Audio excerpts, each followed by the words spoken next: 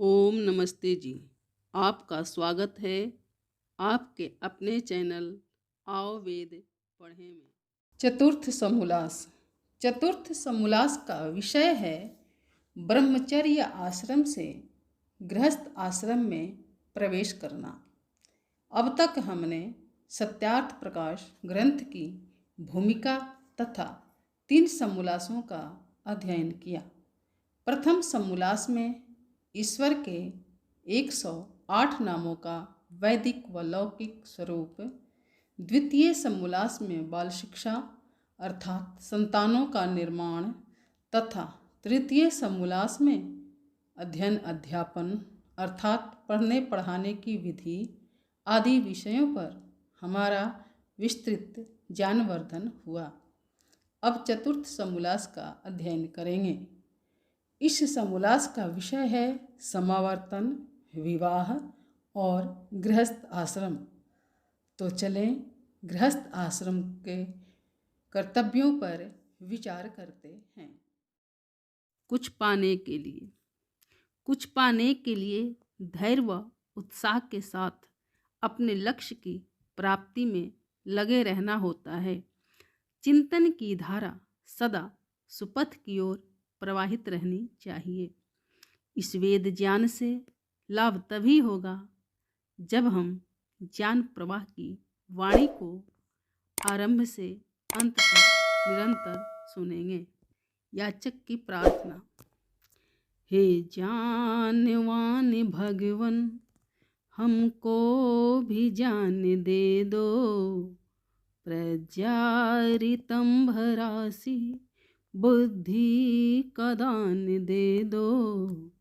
हे ज्ञानवान भगवन, हमको भी ज्ञान दे दो। इस चैनल पर केवल आचार्य प्रदीप कुमार शास्त्री जी का ऑनलाइन व ऑफलाइन शास्त्रीय कक्षाओं के वैदिक व्याख्यान उपलब्ध होंगे। अपने चैनल पर आने वाले वीडियो की सूचना पाना चाहते हैं तो लाइक और सब्सक्राइब करें तथा घंटी के बटन को दबाएं, जिससे कि वीडियो अपलोड होते ही सबसे पहले सूचना पा सकें। वेद पढ़ें पढ़ाएं, सुने सुनाएं, वेद का संदेश घर घर पहुँचाएं। ऋषि ऋण को चुकाएं, अपना कर्तव्य निभाएं, जीवन सफल बनाएं।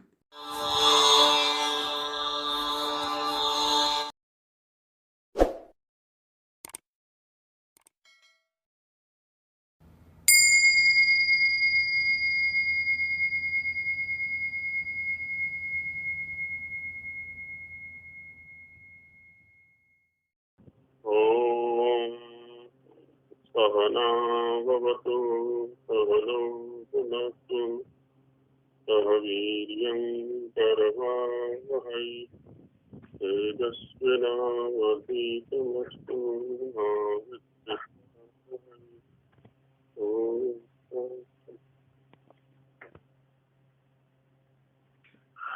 तो गृहस्थ के प्रकरण में वर्णों के आधार पर कार्यों का संकेत कर दिया गया कि ब्राह्मण, क्षत्रिय, वैश्य और शूद्रों के पृथक पृथक कार्य क्या हैं और सम्मिलित कार्य क्या हैं, ये भी बता दिए गए। स्त्री और पुरुष लंबे समय तक दूर न रहें, अलग अलग न रहें, ये भी सावधानी यहाँ पर बता दी गई। बहुविवाह जो कि काफी लंबे समय से विवादित सा विषय रहा है, पीछे दिखा देते हैं कि एक व्यक्ति ने 17 विवाह किए हुए, मुस्लिम में 84 बच्चे हैं उसके, 17 पत्नियां हैं, बीबियां हैं हाँ, 17 बीबियां हैं, 84 बच्चे हैं उसके।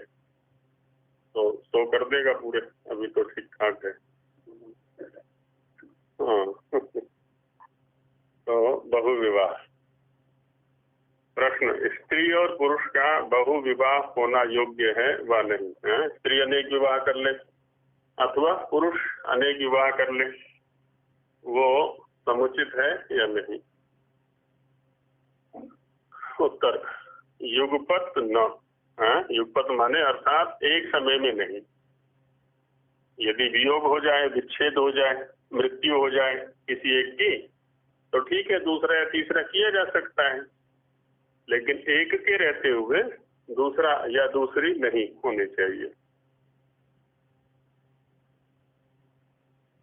प्रश्न, क्या समयांतर में अनेक विवाह होना चाहिए? एक समय में तो नहीं होने चाहिए, तो अलग समय में हो जाए। उत्तर देते हैं हाँ, क्योंकि इसमें मनु महाराज का भी प्रमाण है। या क्षत योनि स्यात् गत प्रत्यागता पिवा पौनर्भवेन भर्त्रा सा पुनः संस्कारम अर्हति।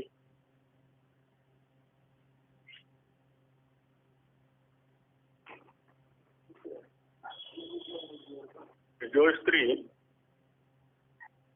अक्षत योनि है, जिस स्त्री का पुरुष के साथ में संबंध नहीं हुआ है, विवाह होने के पश्चात भी भले ही गमन प्रत्यागमन हो गया है उसका, पहले गई फिर लौट आई,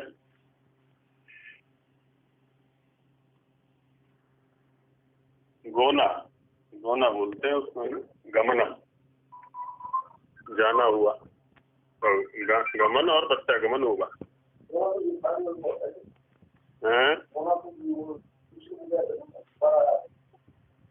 हाँ मैंने एक बार तो जाकर के आ गई, फिर दोबारा गोना होकर के जाएगी।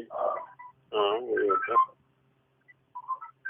तो गमन प्रत्यागमन भी हो गए हैं, तो भी पौनर्भवेन भर्त्रा, जो दूसरा बने इसी बीच में भी उसके पति की मृत्यु हो गई है, भर्ता की मृत्यु हो गई है, तो जो पौनर्भव भर्त्रा है, पुनः होने वाला जो भर्ता है, उसके साथ में सा पुनः संस्कार मनती, उसका संस्कार हो सकता है।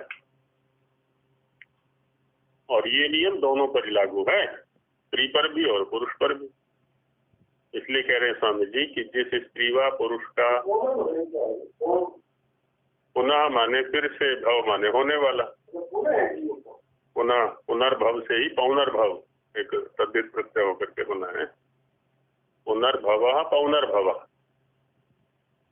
है ना, दोबारा होने वाला। जिस स्त्री व पुरुष का पाणी ग्रहण मात्र संस्कार हुआ हो, पाणी ग्रहण संस्कार हो गया है, हाँ संस्कार हो गया है, हाँ, और संयोग न हुआ हो, अर्थात अक्षत योनि स्त्री और अक्षत वीर्य पुरुष हो, है ना, दोनों अक्षत स्थिति में है।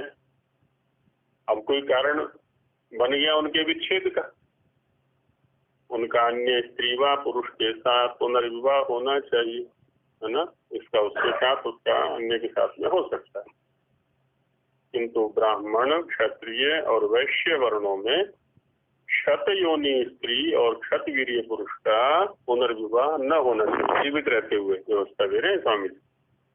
दोनों जीवित हैं, दोनों का संबंध हो चुका है, तो अब इनका पुनर्विवाह नहीं होना चाहिए।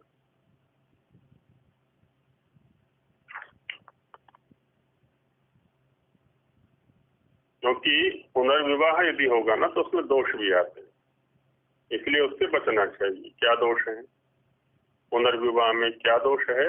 उत्तर देते हैं, पहला स्त्री पुरुष में प्रेम न्यून होना, है ना, स्त्री पुरुष में प्रेम न्यून हो जाएगा, क्योंकि जब चाहे तब पुरुष को स्त्री और स्त्री को पुरुष छोड़कर दूसरे के साथ संबंध कर ले। यदि ये नियम दे दिया जाए समाज में कि कोई भी किसी के साथ विवाह कभी भी कर सकता है, तो परस्पर प्रेम नहीं हो सकता, सब सबके साथ जाने के लिए तैयार रहेंगे। दूसरा, जब स्त्री व पुरुष पति व स्त्री के मरने के पश्चात दूसरा विवाह करना चाहे, कोई एक किसी एक की मृत्यु हो गई, उसके बाद तब प्रथम स्त्री के पूर्व पति के पदार्थों को उड़ा ले जाना, है ना, इसके पदार्थों को अपने पक्ष में कर लेगी वो, और उनके कुटुंब वालों का उनसे झगड़ा करना है, वो झगड़ा भी करेगी वहां जा करके। तीसरा, बहुत से भद्र कुल का नाम व चिन्ह भी न रहकर उसके पदार्थ छिन्न भिन्न हो जाना, है ना, कुल का ही बीज नाश हो जाएगा। चौथा, पतिव्रत और स्त्रीव्रत धर्म नष्ट होना। पतिव्रत, जिस पति के साथ एक बार संबंध हो गया आजीवन उसी के साथ, ऐसे जिस स्त्री के साथ एक बार संबंध हो गया तो आजीवन उसी के साथ संबंध रहना, तो इस धर्म का नाश हो जाएगा। पातिव्रत्य होगा फिर, हाँ ठीक है। उसमें पतिव्रत और पातिव्रत्य दोनों एक ही शब्द हैं, एक तद्धितों में व्यवस्था है हमारे यहाँ पर। जैसे एक शब्द है चतुर्वर्ण और दूसरा है चातुर्वर्ण्य, तो चतुर्वर्णम चतुर्वर्णा एवं चातुर्वर्ण्यम, तो दोनों में अर्थ में कोई भेद नहीं, शब्द में भेद है, पतिव्रत इत्यादि दोषों के अर्थ बीजों में पुनर्विवाह व अनेक विवाह कभी न होना चाहिए। इसलिए ना तो कभी पुनर्विवाह हो, ना ही जो अनेक विवाह हैं वो ठीक नहीं। तो फिर प्रश्न करते हैं कि जब वंशच्छेदन हो जाए तब भी उसका कुल नष्ट हो जाएगा। किसी स्त्री पुरुष के पास संतान ही नहीं हुई, अब आगे वंश चलेगा कैसे फिर? और स्त्री पुरुष व्यभिचार आदि कर्म करके गर्भपातन आदि बहुत दुष्ट कर्म करेंगे, अन्य स्त्री पुरुषों के साथ में व्यभिचार आदि कर्म करते हुए गर्भपात आदि, तो यह अनर्थ कर्म करेंगे वहां पर। इसलिए पुनर्विवाह होना अच्छा है, तो जो हो सबके सामने हो। उत्तर में कहते हैं स्वामी जी नहीं नहीं, ये ठीक नहीं, क्योंकि जो स्त्री पुरुष ब्रह्मचर्य में स्थित रहना चाहे तो कोई भी उपद्रव न होगा, है ना, ब्रह्मचर्य की शिक्षा दी जाए उनको, अब ऐसे रहना है। और जो कुल की परंपरा रखने के लिए किसी अपने प्रजाति का लड़का गोद ले लेंगे तो उससे कुल चलेगा, किसी अपने भाई से बहन से या किसी और प्रजाति से लड़का गोद ले लो तो अपना कुल चल जाएगा और व्यभिचार भी न होगा, अन्यों के साथ व्यभिचार आदि कर्म जो दुष्ट कर्म है वो भी नहीं होंगे। और जो ब्रह्मचर्य न रख सके तो नियोग करके संतानोत्पत्ति कर लें। पहला तो दिया कि ब्रह्मचर्य पूर्वक रहे वो दोनों ही, न रह सके तो फिर नियोग से संतानोत्पत्ति कर लें। फिर कहते हम कह रहे हैं पुनर्विवाह करा दो, आप कह रहे हैं कि नियोग कर लो। इन दोनों में अंतर क्या है? पुनर्विवाह और नियोग में क्या भेद है? तो भेद दिखाते हैं। पहला, जैसे विवाह करने में कन्या अपने पिता का घर छोड़ पति के घर को प्राप्त होती है ना, जिसकी पुत्री है तो वह अपने घर को छोड़ करके पति के घर में चली जाती है और पिता से विशेष संबंध नहीं रहता विवाह के बाद में। ठीक है, आवागमन आदि रहता है सामान्य संबंध, लेकिन जो विवाह से पहले संबंध था वो संबंध अब नहीं रहता है। और विधवा स्त्री उसी विवाहित पति के घर रहती है ना, विधवा में ये रहता है। अब इसका विवाह होगा तो यहाँ से छोड़ करके फिर वहां जाएगी, वहां से छोड़ के फिर आगे जाएगी और पीछे वाले पे कब्जा करती रहेगी आदि आदि, तो अशांति ही पड़ेगी दोनों में। तो यही रहे नियोग आदि कर, या तो ब्रह्मचर्य पूर्वक रहे और नहीं तो नियोग आदि के द्वारा संतान उत्पत्ति कर ले। तो एक तो ये कारण दिया। दूसरा, उसी विवाहिता स्त्री के लड़के उसी विवाहित पति के दायभागी होते हैं ना। जिनका परस्पर विवाह हुआ होता है तो उनकी संतान उसी के दायभागी माने उत्तरदायी होते हैं, उसकी संपत्ति के स्वामी होते हैं उसके पश्चात।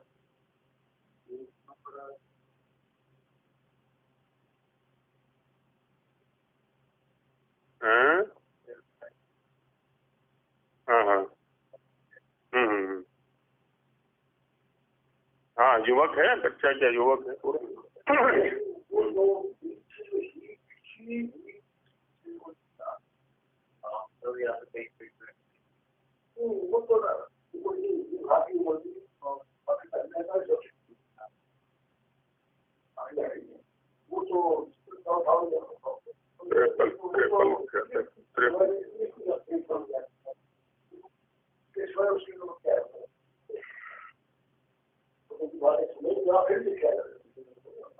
देखिए, इसमें एक चीज दिखाई पड़ती है, जो हम संसार को देखते हैं और इधर सिद्धांत को देखते हैं। सिद्धांत तो ठीक है, अपने ढंग से चलता है और चलना भी चाहिए। और जितने भी सिद्धांत शास्त्री हैं या स्मृतिकार हैं, उनको सिद्धांत या स्मृतियां देनी भी चाहिए, क्योंकि इससे समाज जो है उच्छृंखल होने से बचता है। उसमें महाभाष्य में एक वाक्य आया है कि समाज को उच्छृंखल होने से दो चीजें बचाती हैं, या तो राजा और या फिर धर्मशास्त्रकार, है ना। दो चीजें बताती हैं, क्योंकि ये पुण्य पाप का हवाला देते रहते हैं बराबर कि ऐसा करोगे तो पुण्य होगा, ऐसा करोगे तो पाप लगेगा, आदि आदि। तो उससे क्या है, फिर ये समाज प्रायः एक मर्यादित सा रहता है। लेकिन हमें ये नहीं समझना चाहिए कि 100 का 100% समाज जो है ना इसके अनुसार चलेगा। इसके विपरीत भी चलता है और वो चला करता है। वो मनुष्य सुलभ दोष होते हैं, वो मनुष्य सुलभ दोष होते हैं। नहीं, ये वो तो ठीक है, ये सब ठीक है। संस्था भी है, समाज में एक स्थापित व्यक्ति भी है, आदि आदि, वो सारी चीजें होती हुई भी एक मनुष्य भी है। हमें इसको भी स्वीकार करना पड़ेगा।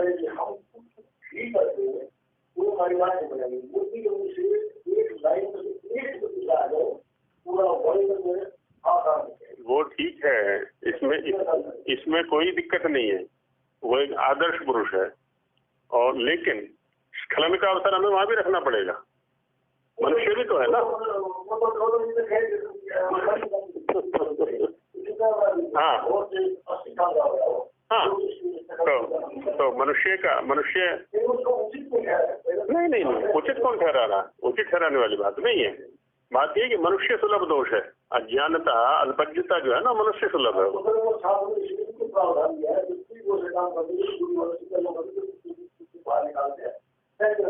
हाँ हाँ, नहीं तो अन्यों को भी अवकाश मिलता है, वो तो है। हाँ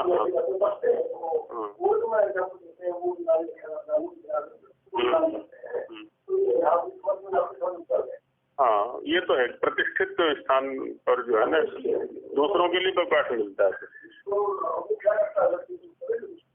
हाँ, मतलब अब व्यक्तिगत जीवन में चला जाना चाहिए। हाँ, जैसे अन्य, हाँ जैसे सामान्य वैसे में चला जाना चाहिए, वो ज्यादा उचित है।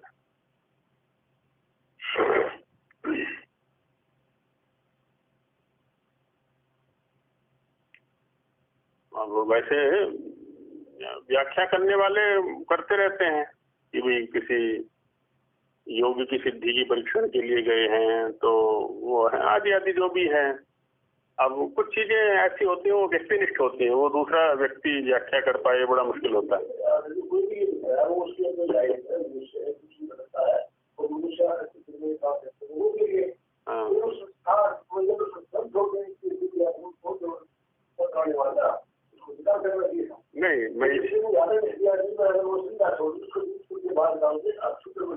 नहीं, मैं ये कहना चाह रहा हूँ यहाँ पर, जो दूसरे लोग ये व्याख्या कर रहे हैं ये भी किसी योगज सिद्धि के परीक्षण के लिए वो व्यक्ति वहां गया है। अब जो सामान्य जनता है वो तो उसके देखने की दृष्टि तो केवल एक है, ये भी वासना के वशीभूत होकर के गया है। और दूसरा व्याख्या ये दे रहा है कि नहीं, किसी योगज सिद्धि की परीक्षण के लिए गया है।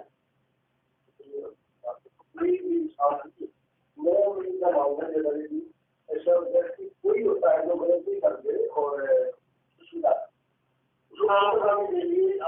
व्याख्या, वो तो वकील का काम ही होता है। होता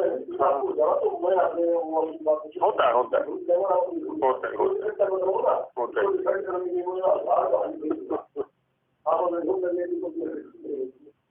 हाँ, लेकिन ये भी तो है ना, आप अपने बुद्धि स्तर पर तर्क देंगे, वो अपने बुद्धि स्तर पर तर्क देगा। ठीक कौन है ये निर्णय करना बड़ा कठिन है। नहीं,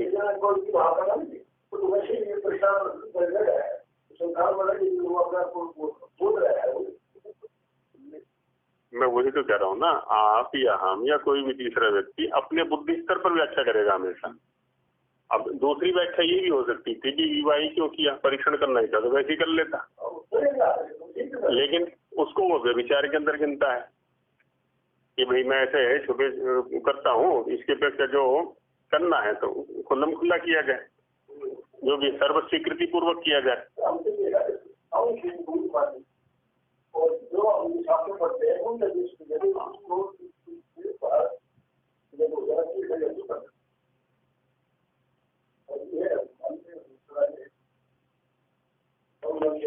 हाँ हाँ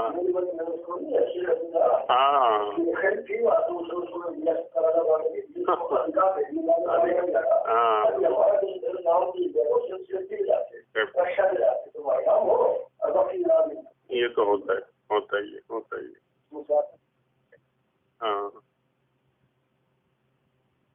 तो उसी विवाहिता स्त्री के लड़के उसी विवाहित पति के दायभागी होते हैं, और विधवा स्त्री के लड़के वीर्यदाता के न पुत्र कहलाते न उसका गोत्र होता। दायभागी का मतलब उत्तराधिकारी, जो उसकी संपत्ति के मालिक, बाद में उसके क्या बोलते हैं, नॉमिनी बोल देते हैं उसको, क्या बोले बाद वाले जो भी हैं, उत्तराधिकारी शब्द प्रसिद्ध है इसके लिए।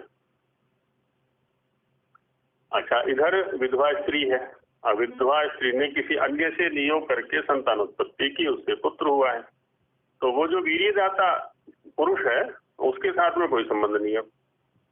वीर्यदाता के ना पुत्र कहलाते ना उसका गोत्र होता, उसी का कहलाएगा, जो विधवा का पति है ना उसी का गोत्र कहलाएगा और उसी का पुत्र कहलाएगा, और न उसका स्वत्व उन लड़कों पर रहता जो वीर्यदाता पति है नियोग के माध्यम से, उसका स्वत्व अपनापन भी इन लड़कों पर नहीं रहेगा। किंतु वे मृत पति के पुत्र बढ़ते माने प्रसिद्ध होते हैं, उसी का गोत्र रहता मृत पति का ही, और उसी के पदार्थों के दायभागी होकर उसी के घर में। तो एक व्यावहारिक व्यवस्था दी यहाँ पर कि उससे अव्यावहारिकता आएगी, बार बार विवाह करने से जो है ना अव्यवस्थाएं बढ़ेंगी, इसमें व्यवस्थित रहेगा सारा समाज जो है।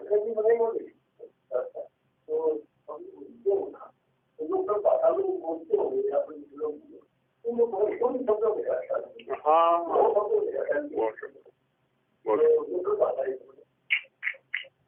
अधिकतम तो उम्र सामान्य भाषा में गई है उनकी, संस्कृत पर अधिकार तो बहुत बाद में जाकर के हुआ बाद में फिर वो संस्कृत निष्ठित हो। इधर तो पर्याप्त घूमे हैं वो।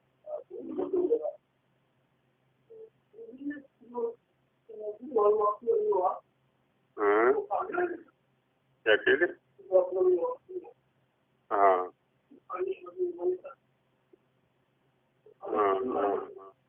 आ गया।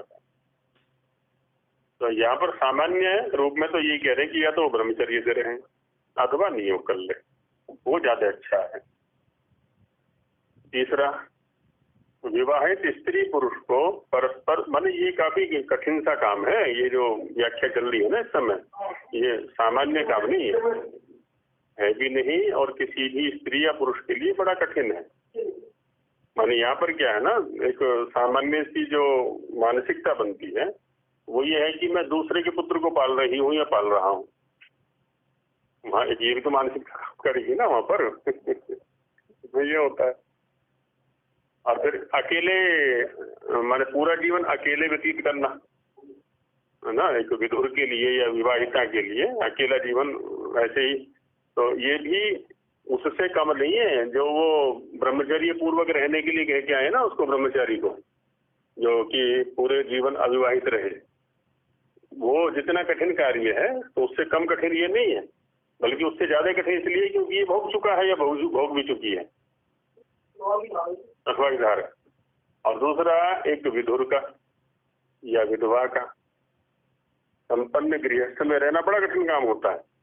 दोनों के ताने मिला करते हैं, विधुर को भी ताने मिलते हैं और विधवा को भी ताने मिला करते हैं ये भी होता है। वो ब्रह्मचारी तो फिर भी समाज से अलग रह लेगा, वो तो संन्यास ले लेगा जो कुछ भी है वो, लेकिन ये यदि इस रूप में रहते या रहती हैं, हाँ, तो इसके लिए तो और ज्यादा कठिन हो जाता है।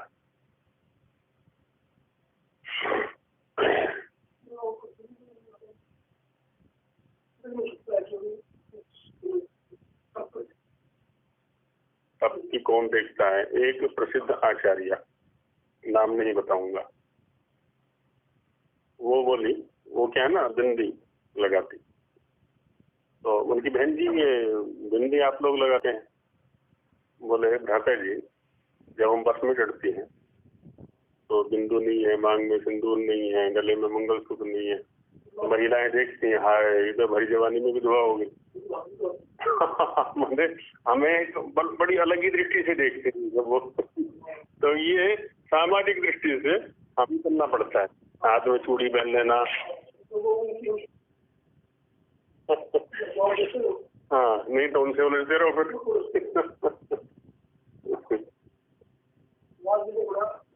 हाँ, या तो समाज में जाए ना, फिर बैठे अपने गुफा में, वो तो बात अलग है।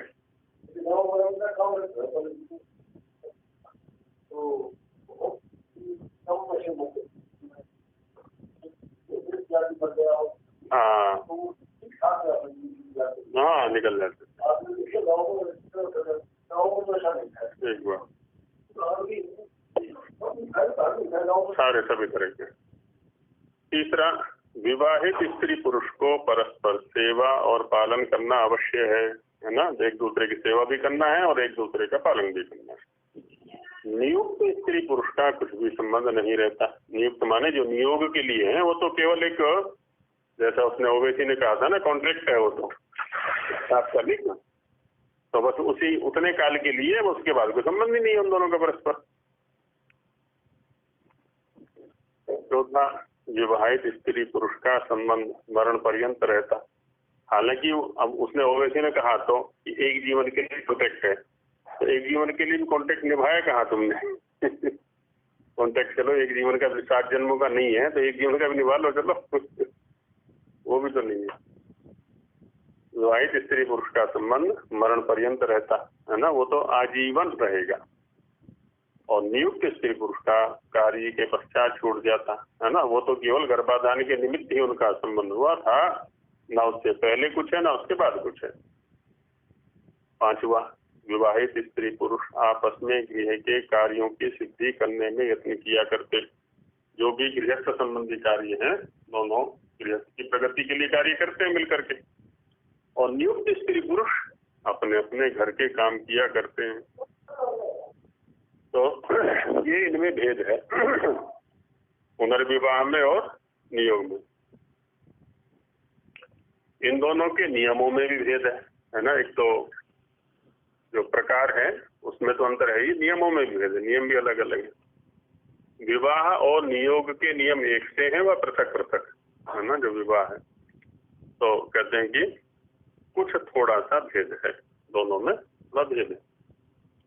जितने पूर्व कह आए, अभी जो कह के आए हैं, और यह है ना, वो तो भेद है ही, जो पीछे 5 भेद कह के आए हैं वो तो है ही।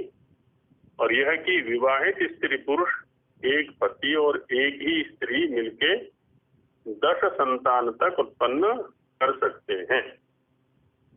10 संतान भी ये न्यूनतम है अवधि जो है, क्योंकि वेद में एक प्रसंग आया है, किसी ने किसी के ऊपर झूठा लांछन लगा दिया, तो वो कहता है आधास वीर 10 वीर जीवया, यदि मुझ पर सिद्ध हो जाए तो मैं अपने 10 पुत्रों से भी युक्त हो जाऊं, माने मेरे 10 पुत्र मर जाए। और यदि उसने झूठा लांछन, उसका ये लांछन झूठा सिद्ध हो जाए तो वो 10 पुत्रों से रहित हो जाए। अब 10 पुत्रों से रहित होने के लिए कम से कम 10 तो चाहिए ही है ना। तो ये न्यूनतम रेखा है इधर, क्योंकि हमारी ये थे ट्रस्टी थे और रूपलाल कपूर उनके 19 थे, 19 संतानें थी इनकी, एक की। हाँ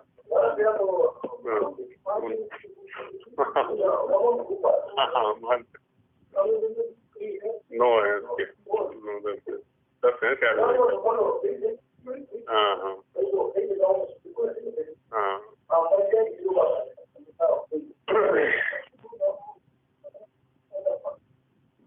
तो उत्पन्न कर सकते हैं। और नियुक्त स्त्री पुरुष 2 व 4 से अधिक संतानोत्पत्ति नहीं कर सकते। 2 या 4 से अधिक, अर्थात जैसा कुमार कुमारी ही का विवाह होता है वैसे जिसकी स्त्री व पुरुष मर जाता है उन्हीं का नियोग होता है ना। जैसे विवाह तो केवल कुमार और कुमारी का होगा, और नियोग जो है वो विवाहित का होता है, और ये भी अधिकतम सीमा 4 की दे दी इन्होंने। हाँ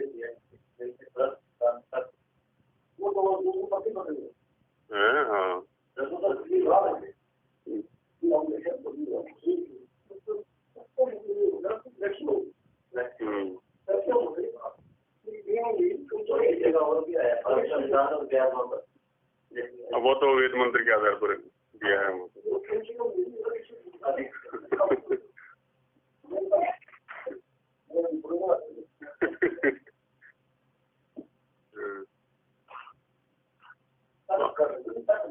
हाँ तख्तों का सीमा के लिए आता है वो तो। और हाँ, तो कुमार कुमारी का नहीं, माने नियोग जो है ना कुमार और कुमारी का नहीं हो सकता, और विवाह जो है वो इनका नहीं हो सकता, जो मृत पति या मृत पत्नी है।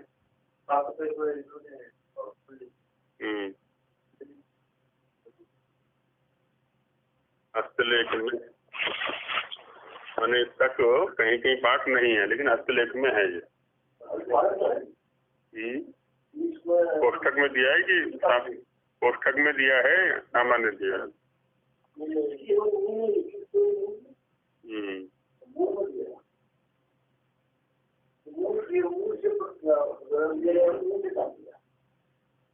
जैसे विवाहित स्त्री पुरुष सदा संग में रहते हैं, है ना, वो हमेशा साथ साथ रहते हैं, उनको तो वियुक्त होने के लिए मना किया है कि लंबे काल तक अलग अलग ना रहे। वैसे नियुक्त स्त्री पुरुष का व्यवहार नहीं, ये साथ साथ नहीं रह सकते, किंतु बिना ऋतुदान के समय के एकत्र न हो। जब ऋतुदान काल है केवल उसी समय एकत्र होना है, बाकी समय अलग। जो स्त्री अपने लिए नियोग करे तो जब दूसरा गर्भ रहे उसी दिन से स्त्री पुरुष का संबंध छूट जाए, और जो पुरुष अपने लिए करे तो भी दूसरा गर्भ रहने से संबंध छूट जाए। 2 लिया था ना पीछे, 2 या 4 ऐसा लिया था, परंतु वही हाँ 2 या 4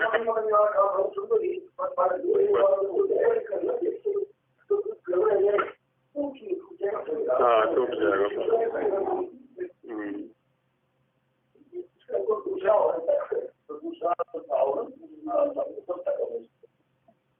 अब देखिए आगे कह रहे हैं, नियुक्त स्त्री 2-3 वर्ष पर्यंत उन लड़कों का पालन करके नियुक्त पुरुष को दे देवे। कि जो नियुक्त स्त्री माने यदि उसने किसी अन्य के लिए संतान उत्पन्न की है तो 2-3 वर्ष तो अपने पास रखेगी, फिर उसको नियुक्त पुरुष को दे देगी। ऐसे एक विधवा स्त्री 2 अपने लिए और 2 अन्य 4 नियुक्त पुरुषों के लिए संतान उत्पन्न कर सकती है। और एक मृत स्त्री वाला जो पुरुष है वह भी 2 अपने लिए और 2 अन्य 4 विधवाओं के लिए पुत्र उत्पन्न कर सकता है। ओम। तो ये नियोग में स्थिति बना दी। हाँ जी, इसमें अब गिनती का क्या महत्व रह गया यहाँ पे? क्या 2-2 की बात कैसे और उन्मुक्त स्थिति से हटाने के लिए, उन्मुक्त स्थिति से हटाने के लिए, क्योंकि संभालेगा कौन उनको? अब इसके पास स्त्री नहीं है, उसके पास पुरुष नहीं है, संभालेगा कौन? जब दोनों एक साथ हैं तब तो ठीक है, 10 को भी संभाल लेंगे वो। अब तो ये हैं ही अकेले अकेले दोनों।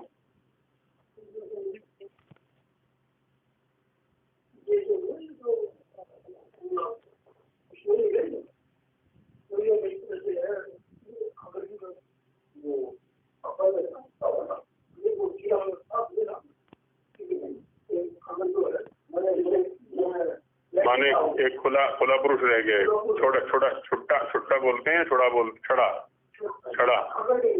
अगड़ यहाँ।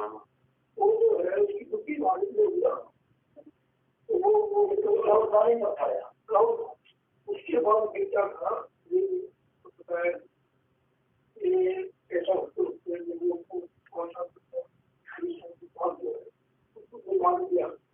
अगड़ को ये असल में ये कुल परंपराएं चल पड़ती हैं, किसी पुरुष विशेष से चल गई किसी तरह से।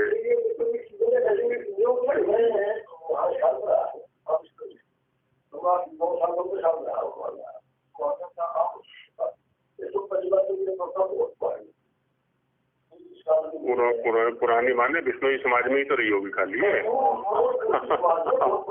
हाँ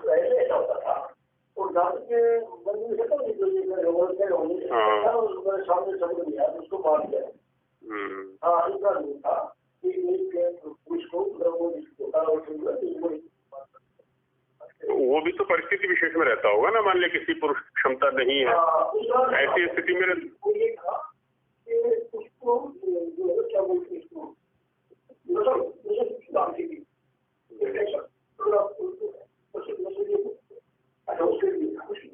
हो सकता है,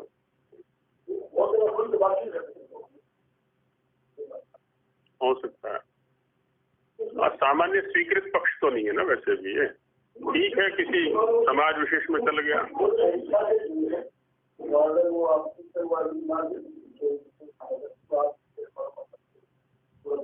जाटों में तो है ना, जाटों में नहीं है।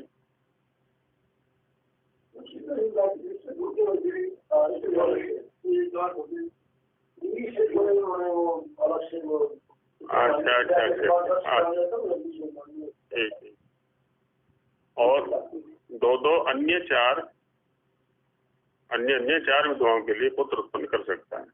ऐसे मिलकर 10 संतानोत्पत्ति की आज्ञा वेद में है। तो 10 का हो गया यहाँ पर। तो 10 संतान की उत्पत्ति कह रहे, जैसे इमाम तमिंद्र मीढ्वः सुपुत्राम सुभगाम कृणु दशास्याम पुत्रानाधेहि पतिमेकादशम कृति। हाँ तो फिर वहाँ ये लेंगे दास वीर 10 माने सारे के सारे पुत्रों से रहित हो जाए। वो फिर ये अर्थ ले लेंगे उसका, सारे पुत्रों से रहित हो जाए। तो हे मीढ्व वीर्य सेचन में समर्थ इंद्र पुरुष, तो ये जो सुभगा है इसको सुभगा और सुपुत्रा तुम बनाओ। स्त्री को 10 अस्याम पुत्रानादि, इसमें 10 पुत्रों को उत्पन्न करो। और पति में एकादशम कृति है ना, उत्पत्ति जो है वो 11वां रहे। हे मीढ्व इंद्र वीर्य सेचन में समर्थ ऐश्वर्य युक्त पुरुष, है ना, क्योंकि इंद्र जो शब्द आता है वो ऐश्वर्यशाली के लिए आता है, और मीढ्वान जो शब्द है वो सेचन में समर्थ, सेचन करने वाला। तो यहाँ क्योंकि स्त्री और पुरुष का संबंध है तो प्रसंग में वीर्य सेचन में समर्थ ऐसा लेंगे। तो इस विवाहित स्त्री व विधवा स्त्री को श्रेष्ठ पुत्र और सौभाग्य युक्त कर। इस विवाहित स्त्री में 10 पुत्र उत्पन्न कर और 11वीं स्त्री को मान। स्त्री, अच्छा ये तो हो गया पुरुष के पक्ष में व्याख्यान। अब स्त्री के पक्ष में, स्त्री तू भी विवाहित पुरुष व नियुक्त पुरुषों से 10 संतान उत्पन्न कर और 11वें पति को समझ। अब यहाँ जो है, पीछे तो कहा इन्होंने कि दो दो,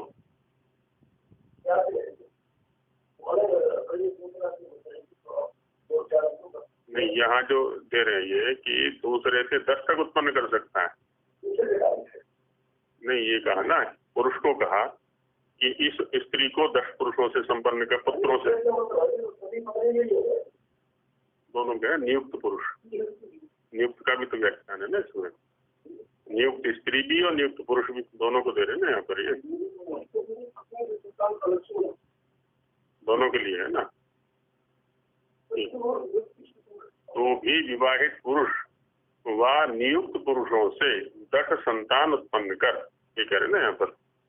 पीछे तो ये था कि 2 या 4 तक था, तो 2 तो ये थे अपने लिए और 2 दूसरों के लिए, और 2 दूसरों के लिए उत्पन्न कर सकता है, और ऐसे स्त्री भी दूसरों के लिए उत्पन्न कर सकती है।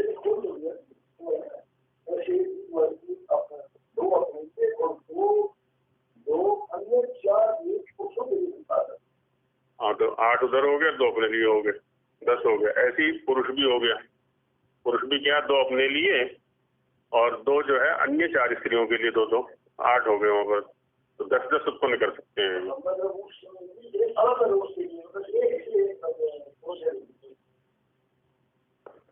माने एक नियुक्त पुरुष 10 संतान उत्पन्न कर सकता है, ऐसे अलग अलग लिंगों के लिए, एक के लिए 2, एक के लिए 2 रहेंगे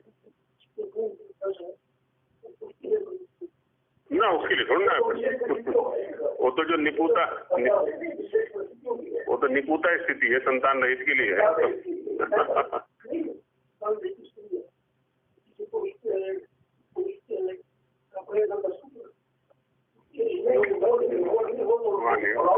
वहाँ नहीं है उसके लिए।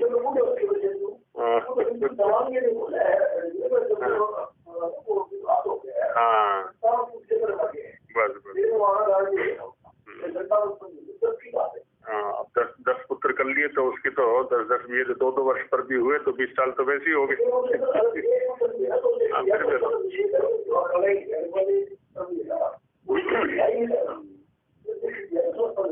अपुत्र के लिए है, जिसके संतान नहीं है उसके।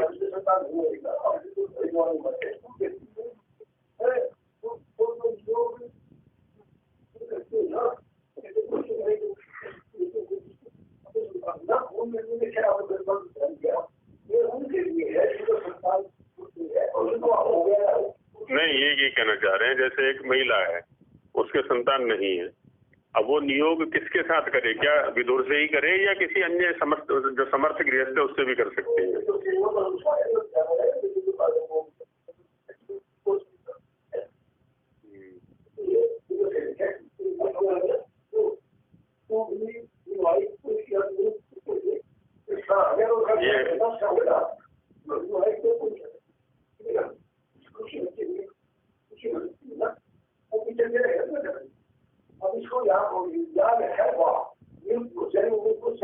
अब ये मतलब ऐसी व्यवस्था देखनी पड़ेगी, माने पुरुष यदि नियुक्त है ना तो स्त्री भी नियुक्त है, माने विधवा और विधुर का संबंध ऐसा रहेगा, हम कैसे रहेगा।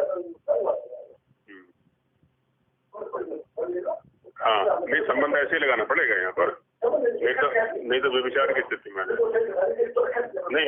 इनको संदेह ये हो रहा है यहाँ पर, जैसे पहले हो गया कि पुरुष, तो पुरुष ने कहा तो कि विवाहित स्त्री अथवा नियुक्त स्त्री से, तो अब यहाँ ये लगाना पड़ेगा हमें कि जो पुरुष है यहाँ भी 2 प्रकार के हैं, ये एक नियुक्त पुरुष, एक विवाहित पुरुष जिसका पत्नी जिंदा है वो है। तो पत्नी जिंदा है तो अपनी पत्नी से 10 पुत्र उत्पन्न करे वो, और यदि मृत पत्नी वाला है ना तो वो किसी अन्य विधवा के लिए नियुक्त जो पत्नी है।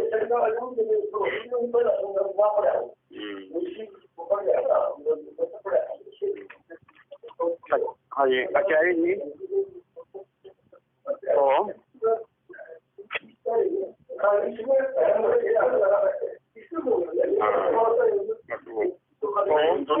रहेगा। हाँ जी आचार्य जी, जी। अभी आप इस पर चर्चा कर रहे विधुर को जो है ना स्त्री हो गई है। हाँ जी विधवा को स्त्री हो गई है। हाँ जी विधुर पुरुष हो गया। हाँ जी। तो इसको पुनर्विवाह क्यों न कहते हैं? संतान को चाहिए प्रॉपर्टी है। हाँ जी, पुनर्विवाह में दोष दिखा है ना स्वामी जी, अभी पीछे दोष तो दिखा के आए हैं पुनर्विवाह में। हाँ नहीं तो ठीक है, पर ऐसे समाज में जो है ना ये प्रचलित की बात है ना, कहीं ऐसा देखने में सुनने में आता है। ये पुस्तक में रह गया बस। हाँ जी, हाँ ना, वो तो ठीक है। ये सब होता क्या है ना, ये सब आपातकाल हुआ करते हैं। नहीं, ये सब आपातकाल हुआ करते हैं, सामान्य होते भी नहीं है ये। ये सब आपातकाल हुआ करते हैं।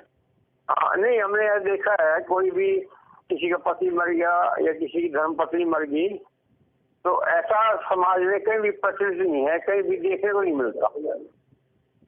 हाँ, वो उन व्यवस्थाओं को भी देंगे अभी आगे। अभी ये तो जो विशेष व्यवस्था है ना वो दी जा रही है यहाँ पर, जो इनको न कर सके अब उनके लिए आगे देंगे।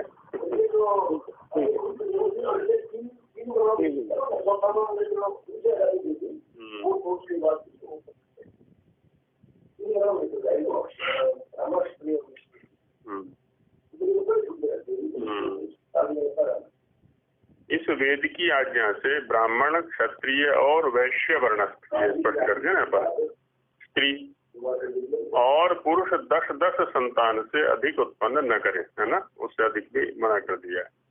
क्योंकि अधिक करने से संतान निर्बल, क्योंकि होगा क्या ना, शरीर की अपनी क्षमता। अब इसने क्या ना न्यूनतम 25 वर्ष पर विवाह किया या 24 पर लगा लें। इधर महिला भी क्या है ना, मान लिया 16 लिया या मान लिया जो भी, और होगा क्या 10 संतानें हुई इसकी। 10 संतान का मतलब है कि 20 वर्ष तो निकल गए ना कम से कम, तो 45 की स्थिति आ गई इसकी, क्या कहते हैं, पुरुष की। और स्त्री की जो स्थिति आ गई है वो 16 और 20 36 की स्थिति आ गई। तो माने वो ढलने वाली स्थिति आ गई है। अब आगे शरीर का जो ढलान है ना वो चालू हो जाएगा, वृद्धावस्था चालू हो जाएगी। उस अवस्था में यदि संतानोत्पत्ति करेंगे तो वो निश्चित रूप से संतान के लिए भी ठीक नहीं है और इन दोनों के लिए भी ठीक नहीं है। पालन भी कैसे करेंगे, आगे के जो काम है फिर वानप्रस्थ के जो कार्य है वो कैसे होंगे। तो क्योंकि अधिक करने से संतान निर्बल, बलहीन, निर्बुद्धि, बुद्धिहीन और अल्पायु होते हैं, क्योंकि धातुओं में वो सामर्थ्य नहीं रहा स्त्री और पुरुष के। और स्त्री तथा पुरुष भी निर्बल, अल्पायु और रोगी होकर वृद्धावस्था में बहुत दुख पाते हैं। हाँ, बहुत से दुख पाते हैं। तो वो हो ही जाएगा, रोग घेर लेंगे इनको बहुत सारे, और फिर उनके पालन में ही तो वृद्धावस्था निकलेगी, छोटे छोटे बच्चों के पालने में निकल जाएगी वो। तो ये जो नियोग है, क्योंकि एक तो आपातकाल है, आगे बताएंगे भी ये, और ये एक मर्यादित कर्म है, व्यभिचार में गिनती इसकी नहीं करनी है। प्रश्न, यह नियोग की बात व्यभिचार के समान दिखती है ना, सामान्य रूप से ऐसा ही लगता है। उत्तर, जैसे बिना विवाहितों का व्यभिचार होता है वैसे बिना नियुक्तों का व्यभिचार कहता है यदि नियुक्त नहीं है। जैसे विवाह पूर्व यदि संबंध होते हैं तो कोई स्वीकार नहीं करता उसको, और विवाह के बाद तो वो सब स्वीकार करते हैं उस संबंध को। तो वैसे यहाँ पर नियोग वाली भी स्थिति रहेगी। इससे यह सिद्ध हुआ कि जैसा नियम से विवाह होने पर व्यभिचार नहीं कहता, नियम पूर्वक सबकी सहमति से विवाह पूर्वक जो संबंध है वो व्यभिचार नहीं है, तो नियम पूर्वक नियोग होने से व्यभिचार न कहावेगा, क्योंकि सबकी सहमति से हो रहा है।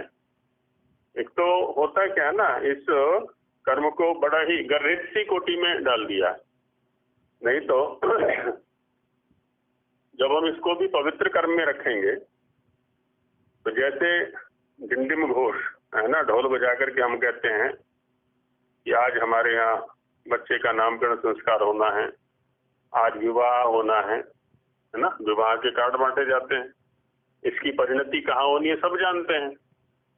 तो ऐसे ही आज हमारे यहाँ गर्भाधान होना है ना, डिंडिम घोष पूर्वक उसकी भी सूचना होनी चाहिए ना, क्योंकि ये भी तो पवित्र कर्म है, एक जीवन निर्माण का, एक समाज निर्माण का पवित्र कार्य है ये भी। और क्योंकि जब से इसको वासना मूलक रूप दे दिया गया, तब से इसको गर्भित कोटि में डाल दिया गया है।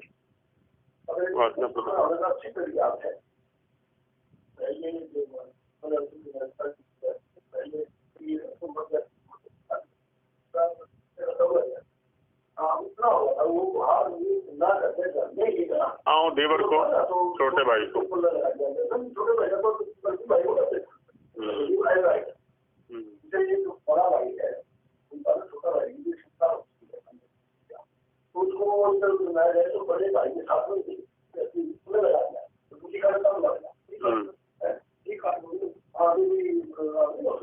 माने उसी की लत्ता उड़ाना, हाँ वो जो भी है लत्ता उड़ाना।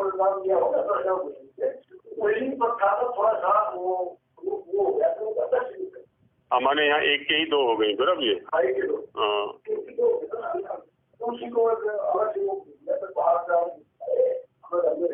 हाँ हाँ, अमन इसका भी पालन पोषण यही हो जाएगा, इसका हिस्सा तो है ही, सब है ही।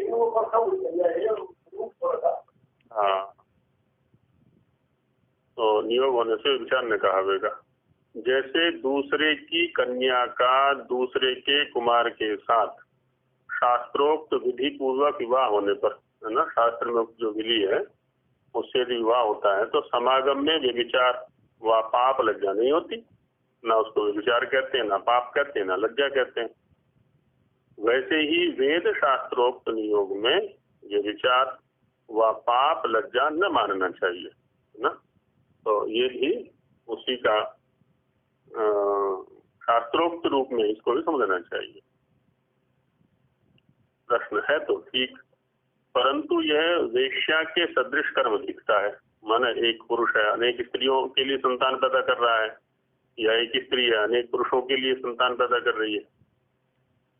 उत्तर नहीं, क्योंकि वेश्या के समागम में किसी निश्चित पुरुष का कोई नियम नहीं है। यहाँ तो नियम किया जा रहा है, नियुक्त पुरुष किया जा रहा है, और नियोग में विवाह के समान नियम है। जैसे विवाह के नियम है वैसे इसके भी नियम है। माने एक तो सजातीय ही रहेगा, है ना, अपने ही किसी कुल का या खानदान का रहेगा। जैसे दूसरे को लड़की देने और दूसरे के साथ समागम करने में विवाह पूर्वक लज्जा नहीं होती। जब विवाह पूर्वक हम अपनी लड़की दूसरे को देते हैं, है ना, और वहाँ समागम भी है तो उसमें कोई लज्जा नहीं। तो वैसे ही नियोग में भी न होनी चाहिए। तो जब वो सर्वसहमति से हो रहा है वहां पर, क्या जो व्यभिचारी पुरुष व स्त्री होते हैं वे विवाह होने पर भी कुकर्म से बचते हैं? माने वो तो फिर भी व्यभिचार करते हैं, कुकर्म करते ही है, उनके स्वभाव में है।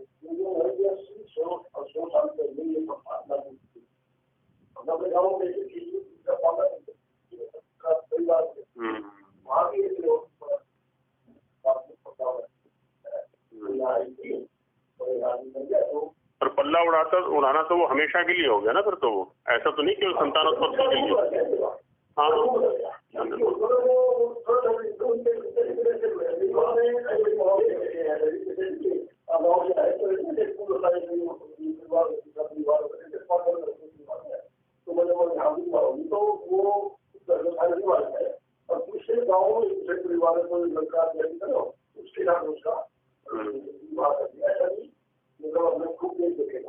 हाँ हाँ, तो कुकर्म से वो भी बचते नहीं है। तो व्यभिचारी की बात तो अलग है, ये व्यभिचार में नहीं माना जाएगा। तो कहते हैं कि हमको नियोग की बात में पाप मालूम पड़ता है, इसमें स्वीकृत सा होगा ऐसा लगता नहीं। उत्तर जो नियोग की बात में पाप मानते हो तो विवाह में पाप क्यों नहीं मानते? माने उससे अलग कैसे कर रहे हो इसको? पाप तो नियोग के रोकने में है। यदि नियोग नहीं करेंगे तो विचार होगा फिर वहां पर, क्योंकि ईश्वर के सृष्टि क्रमानुकूल स्त्री पुरुष का स्वाभाविक व्यवहार रुक ही नहीं सकता जो विवाहित हो चुके हैं, सिवाय वैराग्यवान पूर्ण विद्वान योगियों के। यदि वो वैराग्यवान है, पूर्ण विद्वान और योगी है, तब तो रुक सकता है। क्या गर्भपातन रूप भ्रूण हत्या और विधवा स्त्री और मृत स्त्री के पुरुषों के महासंताप को पाप नहीं गिनते हो? वो भी तो पाप है, क्योंकि जब तक वे युवावस्था में हैं तब तक मन में संतानोत्पत्ति और विषय की चाहना होने वालों को किसी राज्य व्यवहार व जाति व्यवहार से रुकावट होने से गुप्त गुप्त कुकर्म बुरी चाल से होते रहते हैं। वो होंगे सामान्य इसी बात है। इस व्यभिचार और कुकर्म के रोकने का एक यही श्रेष्ठ उपाय है कि जो जितेंद्रिय रह सके वे विवाह व नियोग भी ना करें। यदि जितेंद्रिय रह सकते हैं तो ठीक है, परंतु जो ऐसे नहीं है, हमारे जो जितेंद्रिय नहीं है, उनका विवाह और आपातकाल में नियोग अवश्य होना चाहिए। आपातकाल के लिए इससे व्यभिचार का न्यून होना, प्रेम से उत्तम संतान होकर मनुष्यों की वृद्धि होना संभव है और गर्भ हत्या सर्वथा छूट जाती है। नहीं तो गर्भ हत्या करेंगे वो। नीच पुरुषों से उत्तम स्त्री और वेश्यादि नीच स्त्रियों से उत्तम पुरुषों का व्यभिचार रूप कर्म उत्तम कुल में कलंक, वंश का उच्छेद, स्त्री पुरुषों को संताप और गर्भ हत्यादि कुकर्म विवाह और नियोग से निवृत्त होते हैं ना। ये जो पाप हैं सारे के सारे वो हट जाते हैं यदि विवाह और नियोग सारे है तो। इसलिए नियोग करना चाहिए। तो ये नियोग है। आगे नियोग के जो नियम है उन पर चर्चा की जाएगी, उसमें प्रमाण भी देंगे स्वामी जी आगे। हाँ, आपातकाल